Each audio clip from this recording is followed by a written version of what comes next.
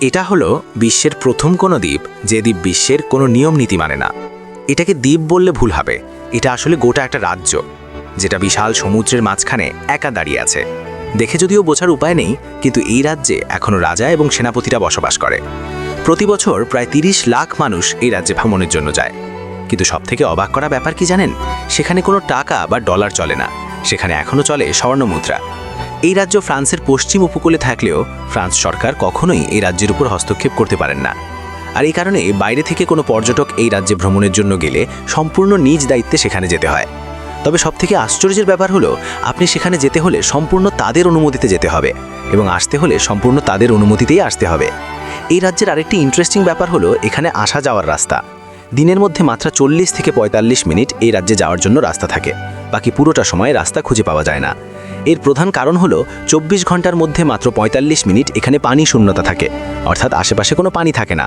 তাই এখানে যাওয়ার রাস্তা আপনি খুব ভালোভাবেই দেখতে পারবেন। কিন্তু 45 মিনিট পরেই চারপাশ পানিতে ডুবে যায়, শুধু দেখা যায় এই রাজ্যকে। শীতের সময় এই রাজ্যকে দেখতে আরও বেশি ইন্টারেস্টিং লাগে। চারপাশে শুধু বরফ আর বরফ, মাঝখানে কেবলই রাজ্য দাঁড়িয়ে আছে। এই দ্বীপের ডাকনাম হলো মশা মিশেল। নাম শুনলেই বোঝা যায় এটা সবথেকে রহস্যময় একটা দ্বীপ। এর প্রধান কারণ হলো শুরুতে এই দ্বীপ ছিল একটা গির্জা। ইংরেজ ফরাসি যুদ্ধের সময় অধিকাংশ গির্জা ভেঙে ফেলা হয়, কিন্তু কোনো কারণে এই গির্জা বেঁচে যায়। এর প্রধান কারণ ছিল এখানে যাওয়াটা ছিল প্রায় অসম্ভব। পরবর্তীতে এই গির্জাকে একটা বিশাল কারাগার হিসাবে ব্যবহার করা হয়। প্রায় 70 বছর ধরে কয়েক হাজার কয়েদি এখানে আটকে ছিল, কিন্তু পরবর্তীতে আবার এটাকে রাজ্যে পরিণত করা হয়। অনেকেই ধারণা করেন কয়েদিদের মধ্যে বেঁচে যাওয়া কয়েকজন এটাকে আবার রাজ্য বানিয়ে ফেলে, আর এই কারণে এখানে বসবাস করা রাজা এবং সৈন্যরা কখনোই বাইরের পৃথিবীতে আসতে চায় না। হয়তো এই কারণেই তারা বাইরের বিশ্বের সাথে পরিচিত হতে চায় না। ফরাসি সরকাররা বহুবার চেষ্টা করেছে এটা জানার জন্য এই রাজ্য থেকে এত স্বর্ণমুদ্রা কিভাবে আসে। অনেক বিশেষজ্ঞদের ধারণা ইংরেজ ফরাসি যুদ্ধের সময় এখানে প্রচুর পরিমাণে স্বর্ণমুদ্রা মজুত করা হয়েছে। যেহেতু এটা একটা ইউনেস্কো স্বীকৃত বিশ্ব হেরিটেজ, তাই এখানে চাইলেও ফ্রান্স সরকার জোর জুলুম করতে পারেন না। এই রাজ্যে ভিডিও করা সম্পূর্ণ নিষিদ্ধ হলেও কিছু পর্যটক নিয়ম না মেনেই ভিডিও করে থাকেন, আর সেখান থেকেই দেখা যায় এই রাজ্যের ভেতরের চিত্র।